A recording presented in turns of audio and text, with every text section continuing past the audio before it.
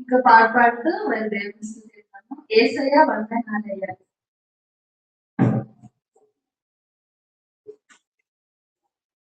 యేసయ్యా వందనాలయ్యా, నీ ప్రేమకు వందనాలయ్యా. యేసయ్యా వందనాలయ్యా, నీ ప్రేమకు వందనాలయ్యా. నన్ను రక్షించినందుకు పోషించినందుకు కాపాడినందుకు వందనాలయ్యా. నన్ను రక్షించినందుకు కాపాడినందుకు వందనాలయ్యా.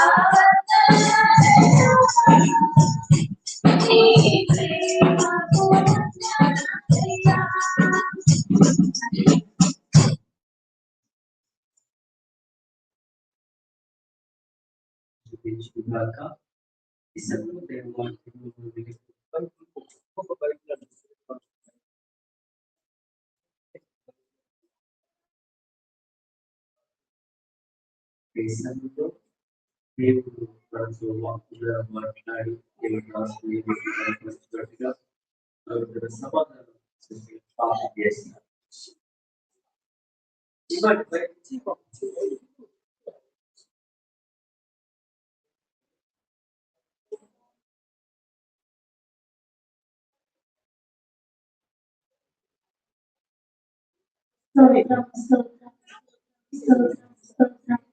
పరిశుద్ధ ప్రేమగలిగిన తండ్రి, జీవగలిగిన దైవానికి వందనాలు ప్రభు. గడిచిన దినం వరకు తండ్రి, దినం వరకు కాచి కాపాడి తండ్రి, ఈ సజీవమైన కింద మమ్మల్ని భద్రపరిచారు ప్రభు. యేసయ్యా ప్రభా, నీకు వందనాలు ప్రభా. స్థుతులు స్తోత్రాలు చెల్లిస్తున్నాను తండ్రి. ప్రభు యేసయ్యా మా మధ్యలోకి తండ్రి, పరిశుద్ధాత్మ దేవా నువ్వు ఉన్నావు ప్రభు. నిజమైన దేవుడు తండ్రి యేసయ్యా, నీకు కోటలు స్థుతులు స్తోత్రాలు ప్రభా. యేసయ్యా ఇంతవరకు తండ్రి పాటల ద్వారా మహిమ పొందావు తండ్రి యేసయ్యా. ప్రభు వాటి ద్వారా సూటిగా స్పష్టంగా మాతో మాట్లాడండి ప్రభు. యేసయ్యా సహాయం చేయ ప్రభు. ఈ బర్త్డే ప్రార్థన తండ్రి విజయవంతంగా జరిగించండి ప్రభు. యేసయ్యా ఆది నుంచి అంత వరకు అతిశయించండి ప్రభు. అల్పమేఘమైన దేవానికి వందనాలు ప్రభు. ఈ రోజు తండ్రి పిల్లల ఇది తోడుగా నేను ఉన్నాను స్తోత్రాలు ప్రభు. యేసయ్యా ఇక్కడ ప్రభు మమ్మల్ని నడిపించినందుకు నీకు తండ్రి వందనాలు చెల్లిస్తున్నాను దేవా. సహాయం చే ప్రభు.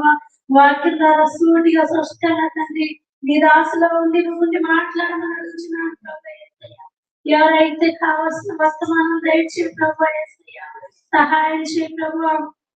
జ్యేష్ఠంతో కూడా మంచి ఆరోగ్యం శక్తిని బలాన్ని దయచే ప్రభు. యేసయ్యా నూతనమైన దయా కిరీటం నా బిడ్డకు ధరింపచే ప్రభు. యేసయ్యా నీ చేతులకు అప్పగిస్తున్నాను తండ్రి. సహాయం చేయమని యేసయ్య పరిశుద్ధ నామములో వేడుకున్నాను తండ్రి. ఆమేన్.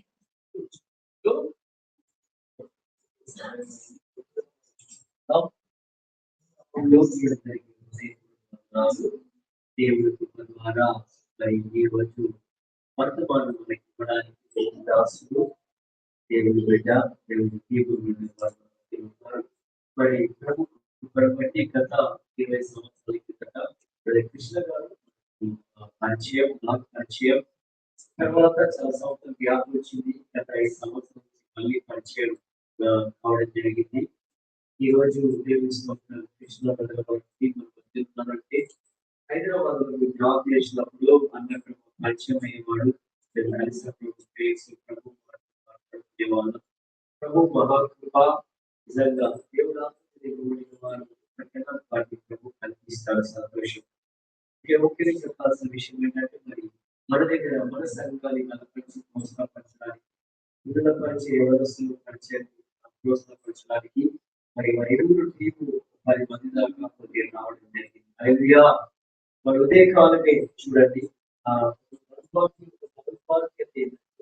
వాళ్ళు పరిగణించుకొని వాళ్ళ సంఘాన్ని బలపరచడానికి సమయం తీసుకుని డబ్బులు ఖర్చు పెట్టి పనులు వదులుకొని ఉద్యోగాలు సెలవు పెట్టుకొని మీకన్నా ఎక్కువ సంపాదిస్తున్నాం, విశ్వాసంగా ఎక్కువ సంపాదిస్తున్నాం అన్ని వదులుకొని మన దగ్గరికి వస్తే దౌర్భాగ్యం మన దగ్గర ఉన్న పిల్లలు వాళ్ళంత సమయంలో ఏదైతే సమయం తీసుకుంటే కొంచెం కూడా చీకటి కనీసం ఎప్పుడు మాట్లాడి కార్యక్రమాలంటే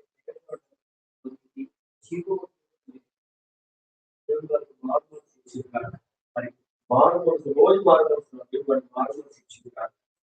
చూడండి వాళ్ళ త్యాగం ఎంత, మన త్యాగం ఎంత. దేవుడి సన్నిధి భయము భక్తి లేదు. ఎట్లయిపోయిందంటే విశ్వాసం ప్రతిఫలం వాళ్ళకి ఉంటుంది. వాళ్ళు మారు మనసు పొందుకొని ప్రభుత్వం జీవించుకోండి. దేవుడి స్తోత్రం. చాలా సంతోషం వాళ్ళు రావడం నిజంగా దేవుడు ఆశీర్వదింపు. అలాగే రెండవది మరి ఈ రోజు దీవెనకరంగా చిన్నపిల్లల పరిచయం జరిగింది. ప్రభుత్వం రేపు ఎల్లుండి పరిచయం ఉంటుంది. పిల్లల పరిచయం ప్రార్థించండి, పిల్లలకు తెలియజేయండి, అందరికీ ప్రారంభించబడుతుంది. అలా ప్రతి అవసరాలు తీర్చబడుతుంది. ప్రభుత్వం మహిమ కలుగుతాక ఆమె. చాలా సంతోషం. మరి కృష్ణ మెడ్రాస్ డ్యూటీలో ఉన్నాడు. సెలవు దొరకలేదు. ఈ సమయంలో మరి సిస్టర్ గారు వాళ్ళ ఫ్యామిలీ, అలాగే గారు వాళ్ళ ఫ్యామిలీ, సిస్టర్స్ మనము జరిగింది. ప్రభు వారి కుటుంబాన్ని గొప్పగా ఆశీర్వదించుగాక ఆమె వారి కొరకు దయచేసి మీ వ్యక్తిగత ప్రార్థన చేయండి. దేవుని స్తోత్రం. వాళ్ళు సమయం తీసుకొని వచ్చారు, సమయం తీసుకున్నారు, బలం ఖర్చు పెడుతున్నారు, డబ్బు ఖర్చు పెడుతున్నారు. మరి మన వ్యక్తిగత దేవుడు నిలబడాలో మనకు మనం ప్రశ్నించుకుంటే చాలు. హల్లెలూయా. చాలా సంతోషం. ఈ సమయంలో మరి వారు ముందుకు వచ్చి దైవ వాక్యాన్ని కొద్దిసేపు మనకు బోధిస్తారు. ప్రభు మాటలు విని బలం పొందుకొని దీవించబడి పరలోక రాజ్యం సిద్ధపడదాం. ఆ తర్వాత కొన్ని ప్రత్యేకంగా కొనసాగుతాం. ఆమె బ్రదర్.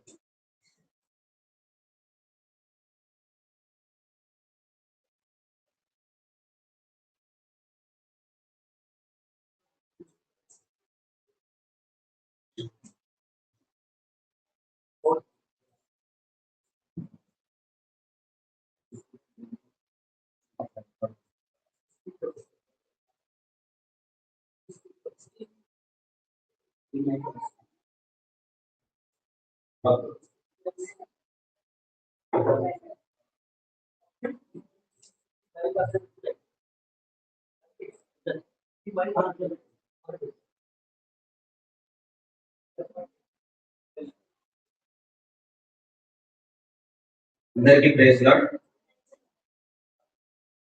కృష్ణ కూడా ఉన్నాను, అక్కడ రికార్డింగ్ లో చూస్తున్నాను లైవ్ లో. సో అందుకని అన్నకు కూడా వినిపించాలని చెప్పి అన్నాను. సో అర్థం చేసుకోగలను, సమయం ఆల్రెడీ నైట్ అయిపోయింది, డిన్నర్ టైం అయిపోయింది. నేను ఎక్కువ సమయం తీసుకోను, 30 నిమిషాల్లోనే ముగించడానికి ప్రయత్నం చేస్తాను. అండ్ మీ మధ్యలోకి ఈ రీతిగా రావడం చాలా సంతోషకరము. ఫిలదెల్ఫియా ప్రార్థనా మందిరంతో మాకు చాలా మెమరీస్ ఉన్నాయి.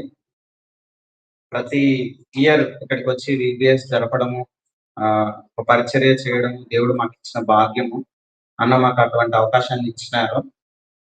నిజం చెప్పాలంటే మా చర్చ్ లో కూడా మేము VBS చేస్తాం, కానీ వేరే సేవకులు వచ్చి దాన్ని జరిగిస్తారు. కానీ మేము ప్రత్యేకంగా వచ్చి మా చర్చ్ లో కూడా చేయని అవకాశం ఇక్కడ మాకు ఇచ్చారు బ్రదర్. దాన్ని బట్టి దేవునికి ఎంతగానో వందనాలు తెలియజేసుకుంటున్నాను. అయితే ఈరోజు మరి యశ్వంత్ కదా, యశ్వంత్ బర్త్డే ఈరోజు. సో ఆయన 4 years కంప్లీట్ అయిపోయి 5th లోకి ఎంటర్ అయ్యాడు. సో ఈ 5 సంవత్సరాల కొరకు ఒక మానవుని యొక్క పుట్టుక 5 భాగాలుగా 139వ కీర్తనలో నుండి నేను తీసుకోవడం జరిగింది. దేవుడి విషయాలు ప్రార్థన చేసుకుంటున్నప్పుడు కొన్ని విషయాలు నాకు మాట్లాడుతూ రావడం జరిగింది. ఆ విషయాన్ని సంఘం అంతటితో పంచుకోవాలని నాకు ప్రేరేపణ కలుగుతూ వచ్చింది. అందరూ బైబిల్ తెరవండి. బైబిల్లో నుండి 139వ కీర్తన 13 నుండి 16 వచనాలు. ఎవరైనా ఒకరు చదవండి. 13 నుండి 16 వచనాలు. కీర్తనలో 139, 13 నుండి 16 వచనాలు.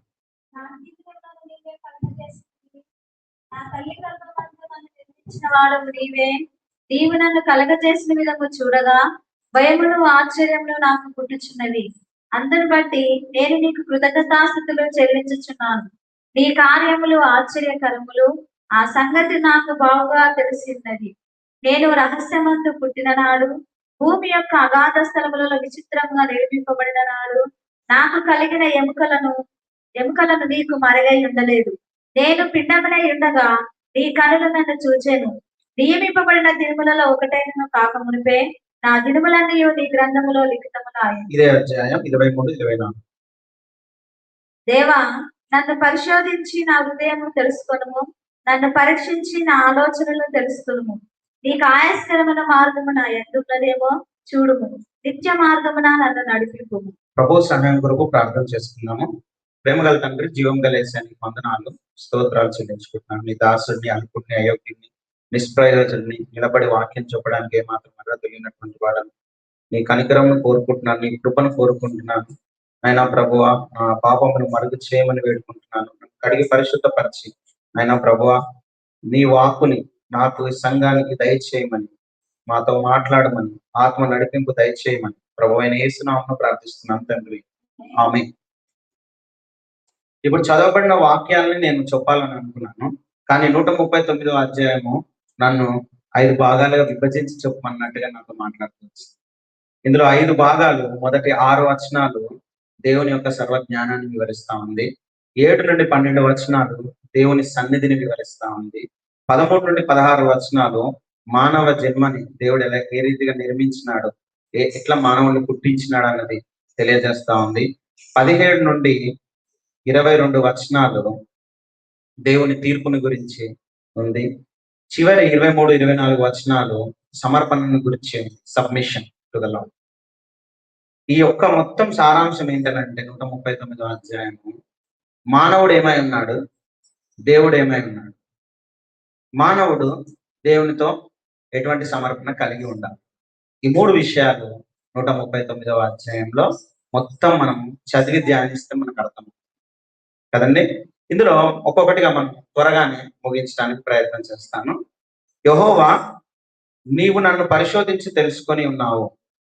139 మొదటి వచనంలో దేవుడు మనల్ని ఏంటంటే పరిశోధించి, అంటే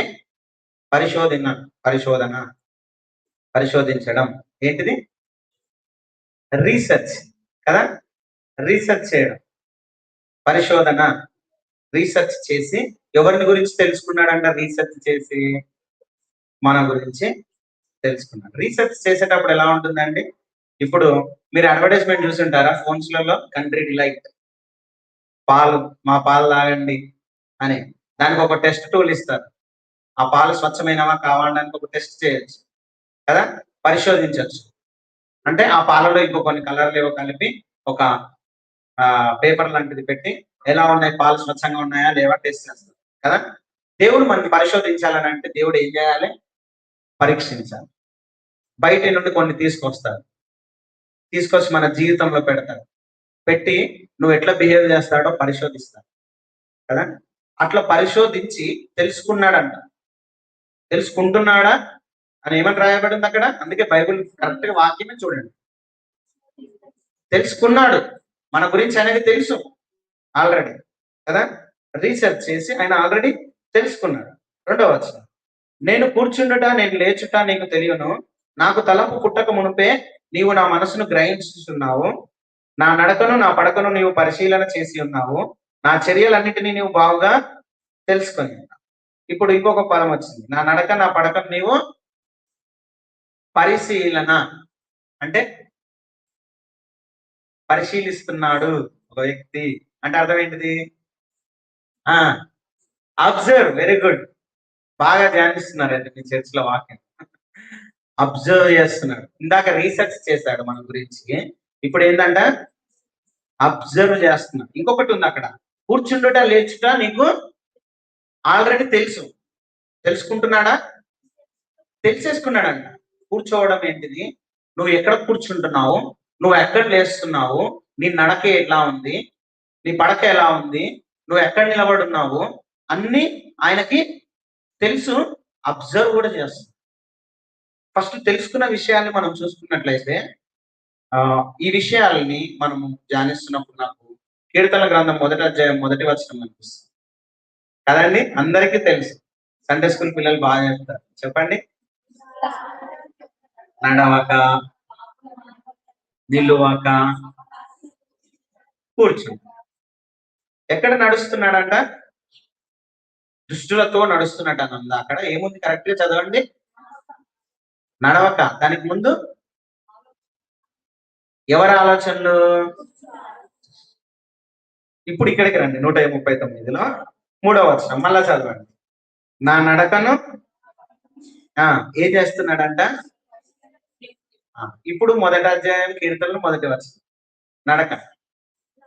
దుష్టుల ఆలోచన చొప్పున నీ నడకని అబ్జర్వ్ చేస్తుంది, పరిశీలన చేస్తుంది. అర్థమవుతుందా వాక్యము? అంటే నువ్వు ఎవరి ఆలోచనల చేత నడుస్తున్నావో అబ్జర్వ్ చేస్తున్నాడు దేవుడు, పరిశీలన చేస్తున్నాడు నీ నడకని. నువ్వు ఎక్కడ నిలబడున్నావో అబ్జర్వ్ చేస్తున్నాడు. మన దేవుడు చచ్చినవాడు కాదు, మరణించి తిరిగి లేచినవాడు. యోబు అంటున్నాడు, నా విమోచకుడు సజీవుడని నేను ఎరుగుదును. ఆయన సజీవుడు. మన సంఘం ఎటువంటి సంఘము? దేవుని సంఘము అని అంటే సరిపోదు. జీవము గల దేవుని సంఘం. చాలా దేవుని సంఘాలు ఉన్నాయి, చాలా మంది దేవుళ్ళు నిలబడే వాళ్ళు ఉన్నారు, కానీ జీవము గల దేవుని సంఘము మన సంఘం. ఆయన జీవం ఉన్నాడు, ఆయన బ్రతికే ఉన్నాడు, ఆయన చూస్తున్నాడు, ఆయన పరిశీలిస్తున్నాడు, ఆయన పరిశోధిస్తున్నాడు, ఆయనకు అన్ని తెలిసి ఉన్నాయని మనం దృష్టిలో ఉంచుకోవాలి. ఈ వాక్యంలో మనకు అర్థమవుతాం. నువ్వు ఎక్కడ నిలబడుతున్నావంట? పాపుల మార్గములో నిలబడేది ఆయన అబ్జర్వ్ చేస్తున్నావు. ఎవరితో సహవాసం చేస్తున్నావు, ఎవరితో ఉంటున్నావు, ఆయన అబ్జర్వ్ చేస్తున్నాడు. నేను కూర్చుండుట, నేను లేచుట ఆయనకి తెలిసి ఉన్నదంట. ఎక్కడ కూర్చుంటున్నామంట? అపహాసకులు కూర్చుంటున్న చోటన కూర్చుండక. ఎవరంటే అపహాసకులు? ఇంగ్లీష్ లో వాడేం తెలుసా? రెడిక్యులస్. దాని ఒరిజినల్ గా దాన్ని తీస్తే దాని అర్థం ఏం తెలుసా? పనికి మాలిన వాళ్ళు. అటువంటి వాళ్ళతో కూర్చుంటే మనం ఏమవుతాము? మనం కూడా ఈ అపహాసకులు చేసే పని ఏం తెలుసా?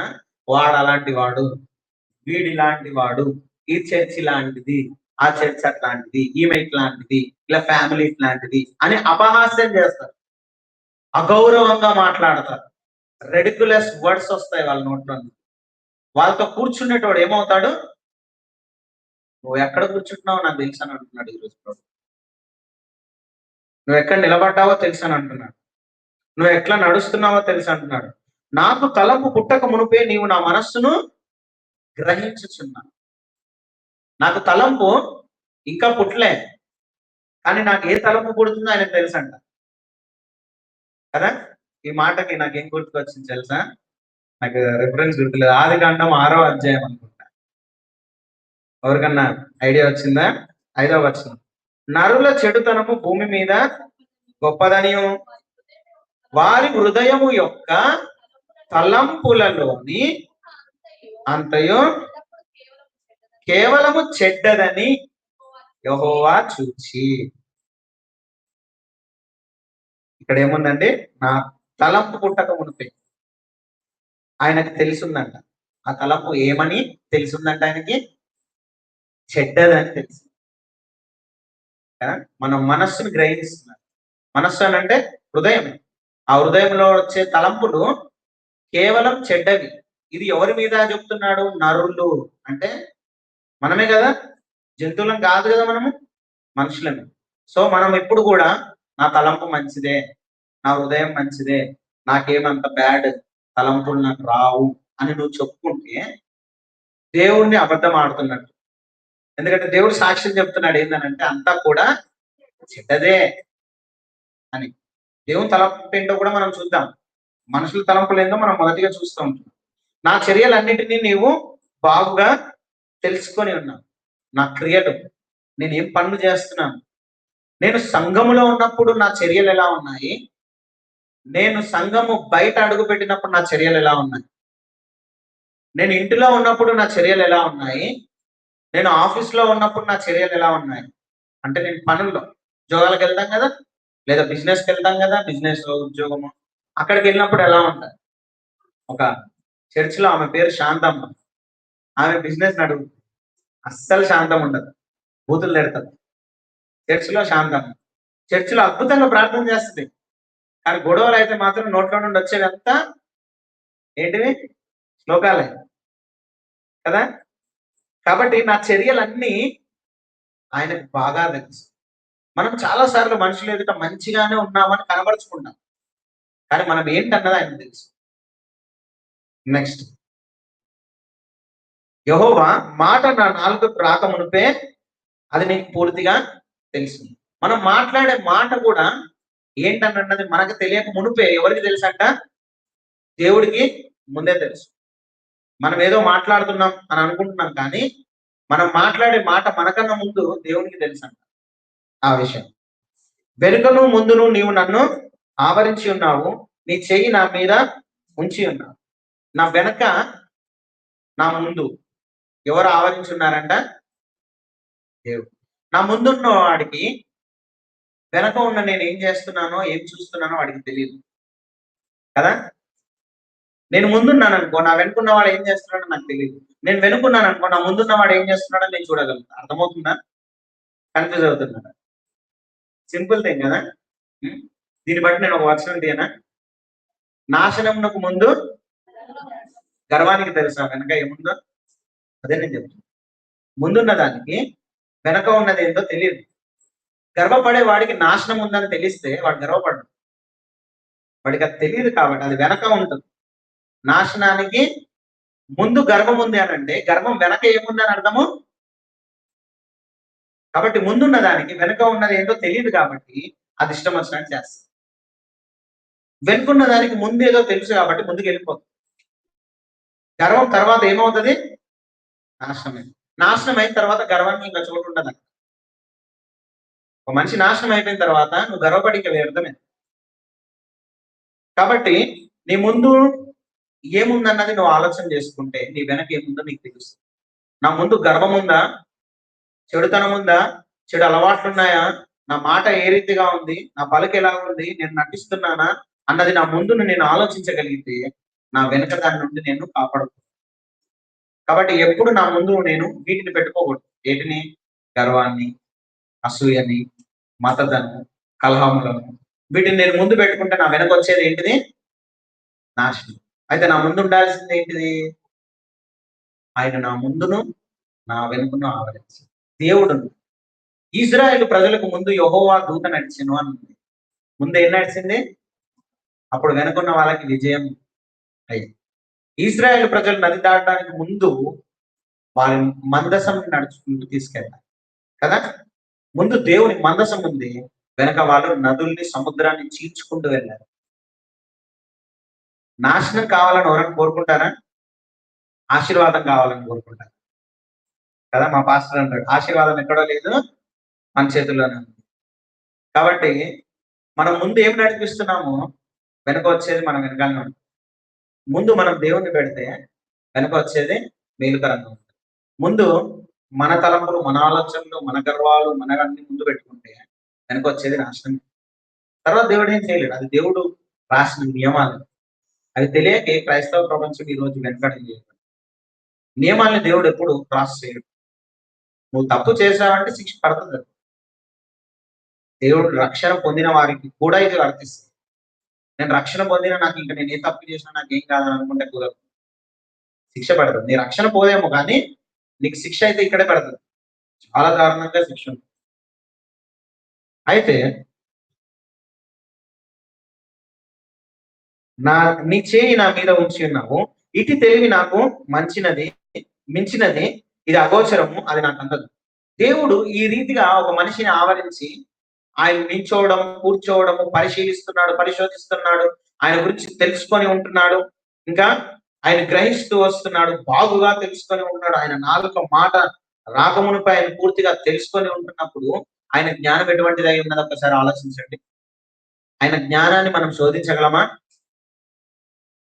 మనుషులంగా మన గురించి మనకే తెలియదు, ఆయనకు తెలుసు. ఈ రోజు నా పరిస్థితి ఇలా ఉంది అని అంటే నేను అలాంటి వాడిని కాబట్టి నా పరిస్థితి అలా ఉంచాడు. దాని అర్థం ఏంటిది? నేను అలాంటి వాడిని. మనం అనుకుంటాము నన్ను ఆశీర్వదించవచ్చు కదా ప్రభువా, నన్ను గొప్పగా చేయొచ్చు కదా, నేను యేసు ప్రభువుని నమ్ముకున్నాను కదా, ఇంకా నేను గొప్పగా ఉండొచ్చు కదా అని మనం అనుకుంటాం. అది మన తలంపు. కానీ దేవుడు ఈ స్థితిలో మనం ఎందుకు ఉంచాడనంటే నీ గురించి నీకన్నా దేవుడికి బాగా తెలుసు. నీకు అది ఇస్తే నువ్వు ఎక్కడ ఉంటావు, అది ఇవ్వకపోతే ఎక్కడ ఉంటావు ఆయనకు తెలుసు. ఎంత ఇవ్వాలి, ఎక్కడ ఇవ్వాలి, ఎంత నిన్ను ఏ పొజిషన్ లో పెట్టాలి అన్నది ఆయనకు తెలుసు కాబట్టి ఆ పొజిషన్ లో మనం పెడతాం. అందుకే మన గురించి మనకన్నా ఆయనకి తెలుసు. ఇప్పుడు ఇదంతా కూడా మనం మనల్ని దేవుడు ఎలా అబ్జర్వ్ చేస్తున్నాడు అన్నది మనం చూసాం. ఇప్పుడు 7వ వచనం నుండి మనం చూసుకుంటే ఒక మనిషి దేవుని సన్నిధి నుండి పారిపోవాలని చూస్తే అది సాధ్యమైనదేనా? అక్కడ రాయబడిన మాటలు అవి. దావీదు అలా పారిపోయినట్టుగా అక్కడ రాయబడలేదు. ఆయన ఎప్పుడు అలా పారిపోలేదు. కానీ ఒకవేళ పారిపోవాలన్నది కుదరదు. ఆయన సన్నిధి నుండి ఎవరు తప్పించుకోవడానికి వీలు లేదనే మాటలు నేను చదువుతున్నాను. నీ ఆత్మ యుద్ధ నుండి నేను ఎక్కడికి పోదును, నీ సన్నిధి నుండి నేను ఎక్కడికి పారిపోదును, నేను ఆకాశంలోకి ఎక్కినను నీవు అక్కడ ఉన్నావు, నేను పాతాళమునందు పండుకొనినను నీవు అక్కడ ఉన్నావు, నేను వేకువ రెక్కలు కట్టుకొని సముద్ర దిగంతములను నివసించినను అక్కడ నీ చేయి నన్ను నడిపించును, నీ కుడి చేయి నన్ను పట్టుకో. నేను మీకు ఒక చిన్న స్టోరీ చెప్తాను. ఒక నక్క ఉంది, దాన్ని అందరు నక్క బావ అని పిలుస్తారు. ఒక కల్పితమైన కథ, బాగుంటుంది. ఇంకొకటి ఏంటంటే భూమి. భూమి మాట్లాడే భూమి. ఈ నక్క భూమి దగ్గరికి వెళ్ళి నాకు మస్తు కష్టాలు ఉన్నాయి, శ్రమలు ఉన్నాయి, నాకు అప్పిస్తావా అని అడిగిందంట భూమి. భూమి సరే ఇస్తా, ఎప్పుడు ఇస్తావు నాకు అంటే ఒక వారంలో తిరిగి ఇచ్చేస్తానన్నదంట. అనేసి అప్పు తీసుకుందంట. తీసేసుకున్నాక వారం అయినాక నక్క దారిలో పోతా ఉంటే భూమి వచ్చి పలకరించింది. భూమి అనంటే ఈ భూమి పలకరించి 1 వీక్ అయిపోయింది, వారం అయిపోయింది, నా అప్పు నాకు తిరిగి అని అడిగింది. అమ్మో ఇస్తా ఇస్తా అని చెప్పి అక్కడ నుండి పారిపోయింది. పారిపోయి గుండె నక్క ఎక్కడ దాకా పారిపోయింది అని అంటే ఆయాసం వచ్చేంత వరకు పారిపోయింది. పారిపోయి ఒక దగ్గర అలసిపోయి ఒక గోలకు వచ్చి కూర్చుంటే ఆ గోలో ఉన్న భూమి తనతో మాట్లాడుతుంది. నా అప్పు నాకు తిరిగి పోవని. అమ్మో ఇది ఇక్కడ కూడా వచ్చింది అని చెప్పి మళ్ళా నక్క అక్కడ నుండి పారిపోతుంది చెట్లకి, అడవులకి, అక్కడ ఇక్కడ మొత్తం పారిపోతాం. ఎక్కడి వరకు వెళ్ళిందంట? ఎక్కడికి పోగలుగుతుంది? అక్కడ కూడా భూమి వచ్చి ఎందుకు పారిపోతున్నా, నాకు ఇవ్వవా అని అడిగింది. మనుషులు కూడా ఈ 7 నుండి 10 వచనాలు అలాగే చేస్తారు. నేను ఆకాశంలోకి ఎక్కినను అక్కడ నువ్వు ఉన్నావు, పాతాళంలో పండుకొనను అక్కడ నువ్వు ఉన్నావు, సముద్ర దిగంతంలో నివసించిన అక్కడ నీ చేయి వస్తుంది. దేవుడు ప్రవేశించని ప్రదేశం ఎక్కడైనా ఉందా? నేను 4 గోడల మధ్యలో చీకటిలో నేను తప్పు చేస్తే మనుషులు చూడలేరేమో, కానీ దేవుడు ప్రవేశించని చోటంటూ ఏది లేదు. ఒక వ్యక్తి అన్నాడు, దేవుడు ఒక వ్యక్తిని నినివే పట్టణానికి వెళ్ళు అని అన్నాడు. ఈ వ్యక్తి ఏం చేశాడు? సముద్రం ఎక్కి తార్సీసు పట్టణానికి వెళ్దామని చెప్పి సముద్రంలో పడవెక్కి ఆ పడవ లోపలికి వెళ్ళి లైట్లన్నీ ఆఫ్ చేసుకొని చెద్దరు కప్పుకొని నిండుగా నిద్రపోతున్నాడు. వదిలిపెట్టాడా? నాకేం కాదులే, దేవుడు ఏం పట్టించుకోడలే అని అనుకున్నాడు. ఏం చేశాడు? చిట్లేసి మరి పట్టించాడు. తీసుకెళ్లి సముద్రంలో పడేస్తే చాప కడుపులోకి వెళ్ళిపోయి అక్కడి నుండి మొరపెడుతున్నాడు దేవుడు. వదిలిపెట్టాడా? సముద్ర గర్భం కాదు, చాప గర్భంలోనికి వెళ్ళినా కూడా నేను విడిచిపెట్టాడు. నువ్వు దేవుని సన్నిధి నుండి ఎక్కడ ఎంత దూరం పరిగెత్తాలన్నా ఆయన నిన్ను మొట్టకాయలు వేసి మరి దేవుని సన్నిధిలోకి తీసుకురాగలిగి దేవుడు మన దేవుడే అన్నాడు. ఇది ఒక రకమైన దేవుడు చెప్పిన మాటని విరుద్ధంగా చేసుకొని పరిగెత్తే వారిని ఎలాగైనా దేవుడు తీసుకురాగలడు. ఇది ఒక వ్యక్తి. ఇంకో వ్యక్తి ఉన్నాడు. 11వ వచనం. అంధకారం నన్ను మరుగు చేయను, నాకు కలుగు వెలుగు రాత్రి వల్ల ఉండును అని నేను అనుకొని ఈయన అనుకుంటున్నాడంట. ఏమని? చీకటి నన్ను దాచిపెడతాడు. సింపుల్ భాషలో చెప్తాను. మరుగు చేయను అంటే చీకటి నన్ను దాచిపెట్టేస్తుంది అని నేను అనుకుంటున్నానంట. వెలుగు రాత్రి వల్లే ఉంటుంది. వెలుగు రాత్రి వల్లే ఉంటుంది అంటే చీకటిని ఇష్టపడే వాళ్ళు ఎవరండి? ఒక పాస్టర్ ఏమని చెప్పాడంటే, పరలోకము తలుపులు ఎప్పుడు తెరిచే ఉంటాయంట, పాపలకు కూడా తెరిచే ఉంటాయంట. కానీ పాపి పరలోక తలుపులో నుండి ప్రవేశించినప్పుడు ఆ వెలుగుని చూసి భయపడి చీకటిలోనికి పరిగెత్తాడంట. ఎందుకు? ఈ వెలుగులో తన పాపాలు కనిపిస్తున్నాయి. అందుకని ఆ పాపి పరిగెత్తు చీకటి లోయలోనికి పడిపోతాడు.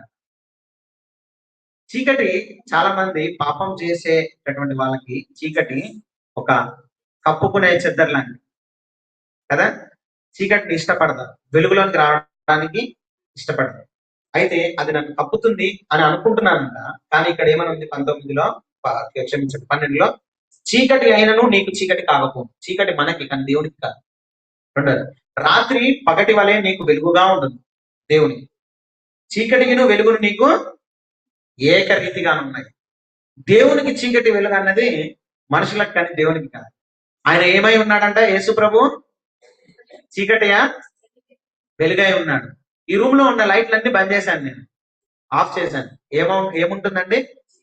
మీకు అందరికి చీపురులు ఇస్తాను, వాటర్ ఇస్తాను, కడిగి తుడిచేసి ఈ చీకటిని తరిమేసేయండి అని అంట. కుదురుద్దా?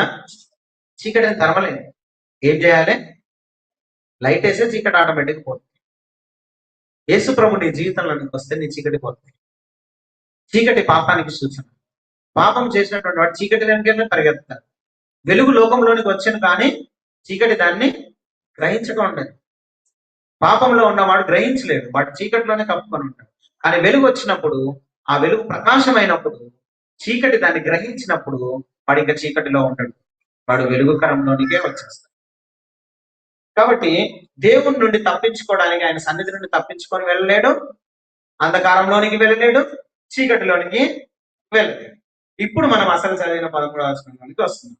ఇది మానవుడు దేవుడు మానవుణ్ణి, ఆ దేవుని జ్ఞానం ఏంటిది, దేవుడు మానవుని ఎలా అబ్జర్వ్ చేస్తున్నాడు, ఇప్పుడు మానవుణ్ణి ఎలా నిర్మించినాడు అనే విషయాన్ని మనం ఇక్కడ చూసుకోవచ్చు.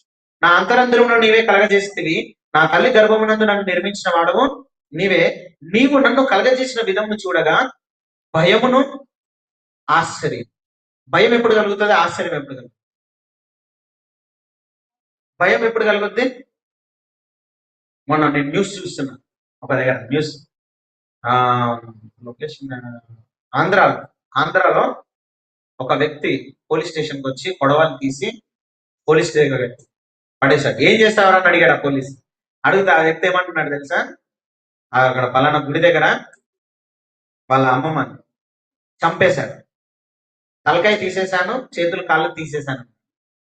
విన్నారా న్యూస్ ఇది? అది విన్న పోలీసే భయపడ్డాడు.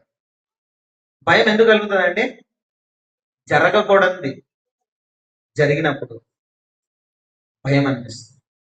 మానవ రూపము అలాగే ఉండి చనిపోతే పెద్ద భయం అనిపించదు, కానీ తల మొండం వేరైపోయి కనిపిస్తే ఎలా ఉంటది?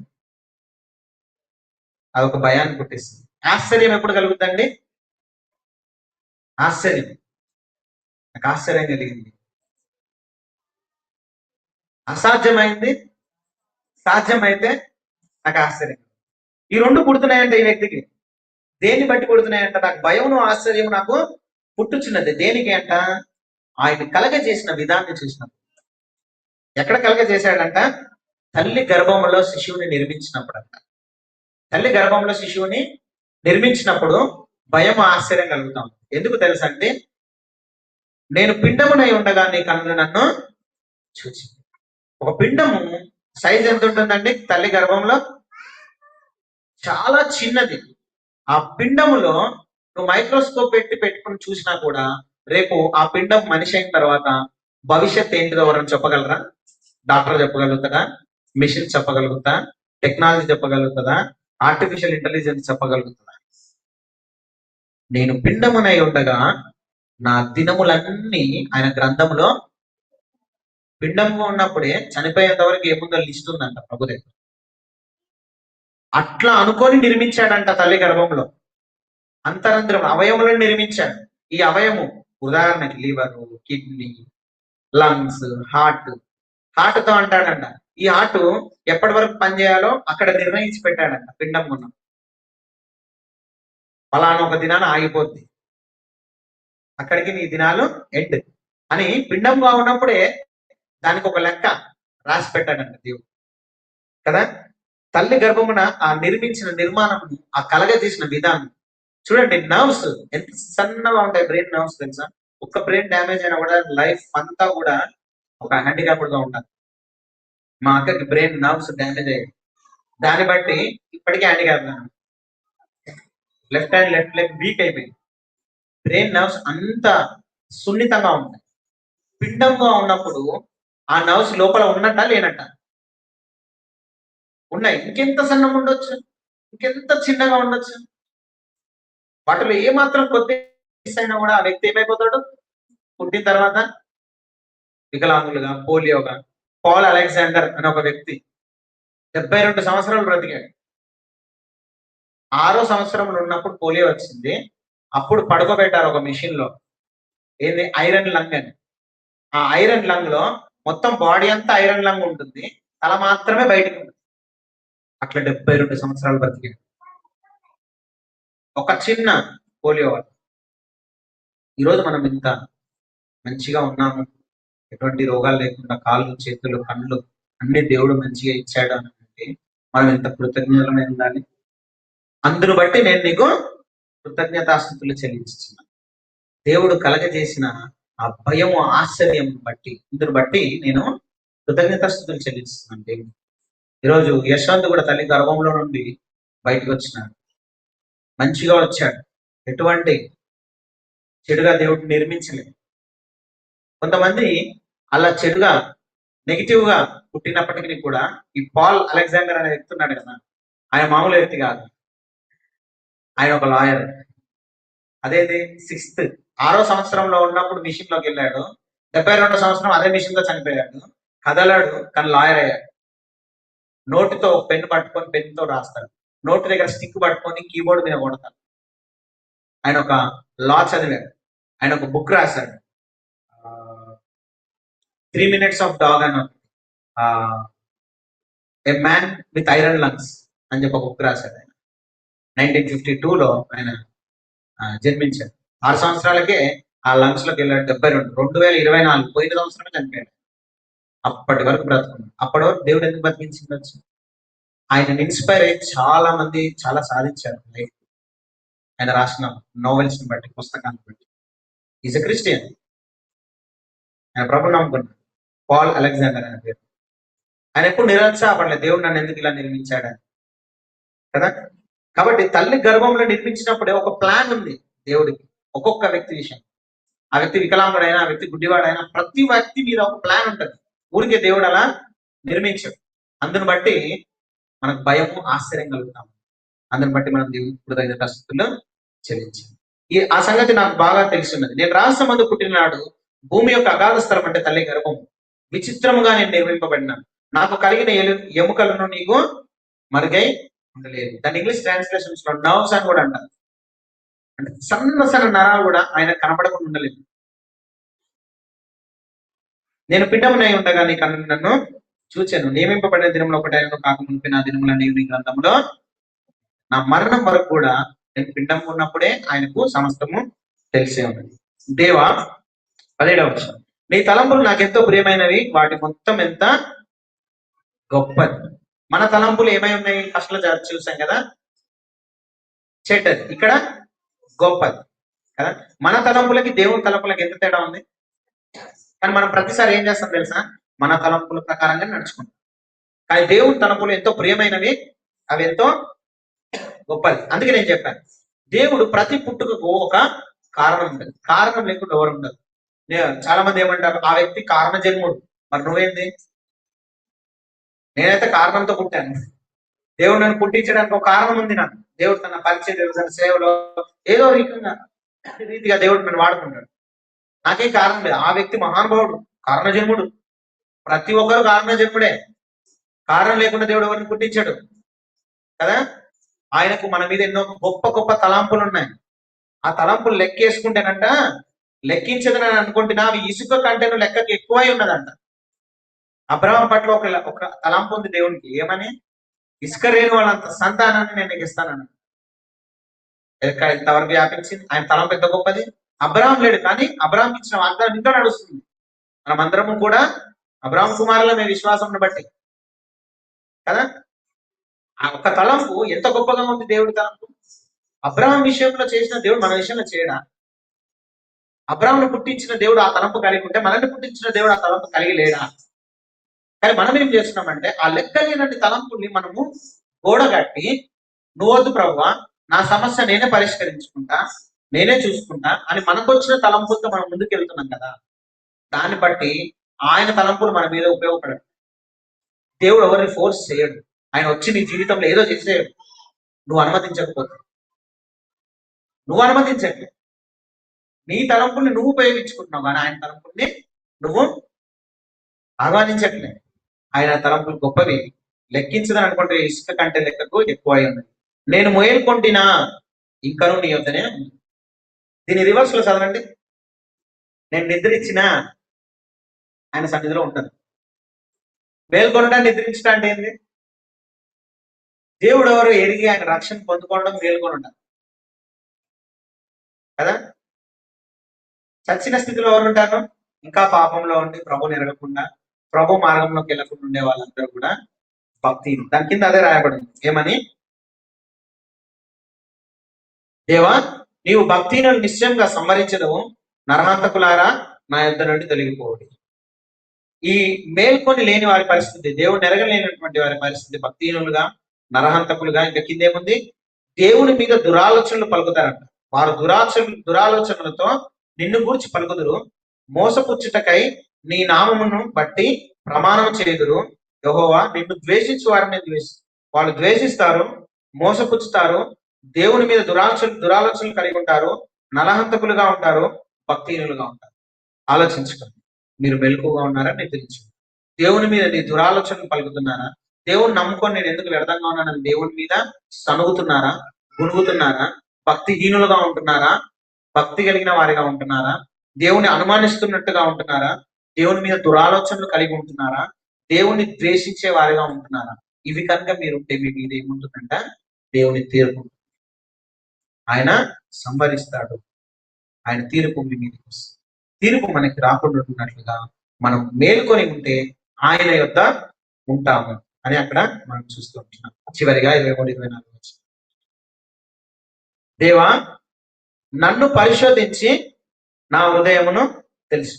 ఇదంతా రాసిన దావీదు కీర్తన కదా. ఇదంతా రాసిన దావీదు చివరిగా ఏమంటున్నాడంట?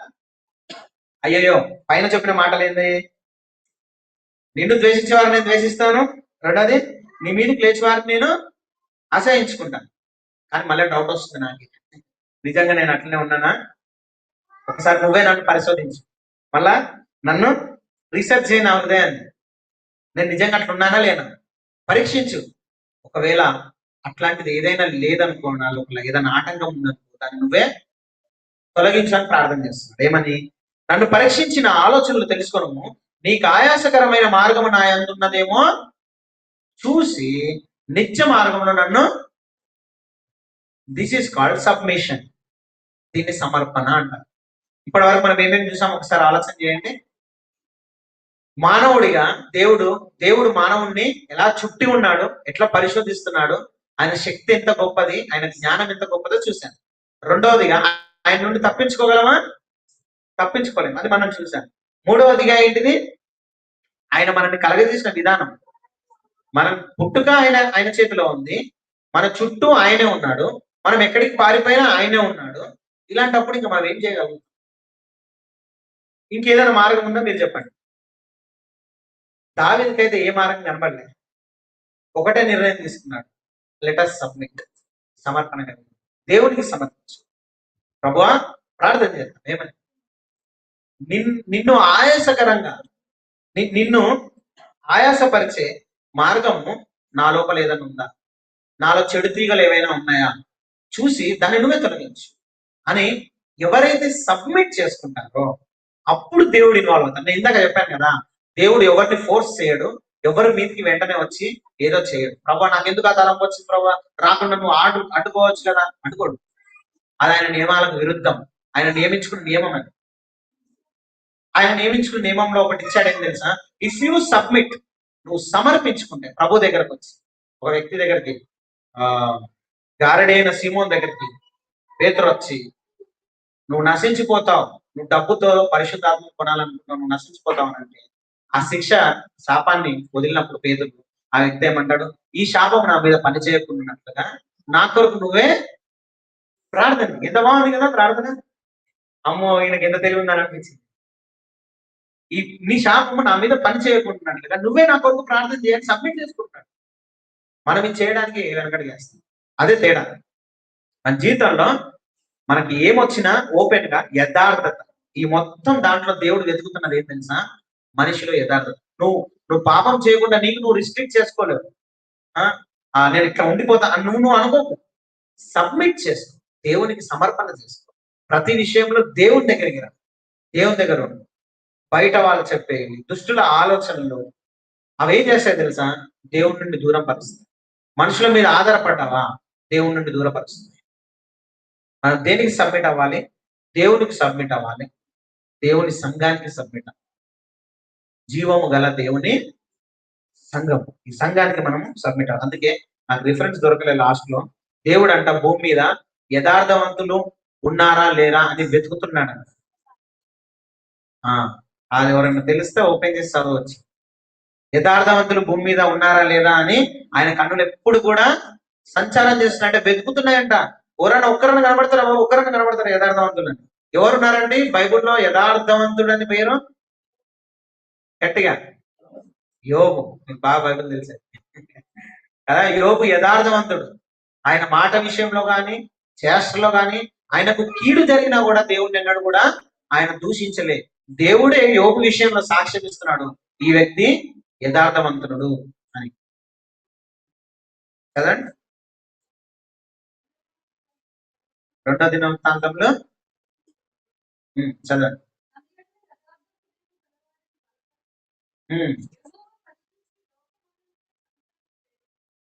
అలాంటి యథార్థవంతుడు యోబు దొరికినప్పుడు బలపరిచాడా లేడా? ఏదైతే కోల్పోయాడో దానికి డబల్ ఇచ్చాడు. ఆ యథార్థతను దేవుడు మన దగ్గర కోరుకుంటున్నాడు. ఆ యథార్థమైన జీవితాన్ని మనం కలిగి ఉండడానికి, దేవుణ్ణి తెలుసుకొని యథార్థమైన జీవితంలోనికి మనం రావడానికే మన కారణం. మనం ఎందుకు జన్మించామండి? దేవుణ్ణి తెలుసుకొని నిత్య జీవాన్ని పొందుకొని దేవునికి అనుగుణమైన యథార్థతలో మనం జీవించాలన్నదే దేవుని యొక్క ప్రణాళిక. ఈ కారణం చేత మనము జన్మించాం. కాబట్టి ఈ యొక్క పుట్టినరోజు వర్తమానంగా దేవుడు నాకు ఇచ్చిన ఈ వాక్యం ద్వారా మనం కూడా చాలా విషయాలు మనం నేర్చుకుంటూ వచ్చినాము. మరి దైవజనులు, సేవకులు మన మధ్యలో ఉన్నారు. దీని కొరకు ప్రార్థన చేస్తాను. Thank you. దేవుడి వాక్యం దీవించిన దాకా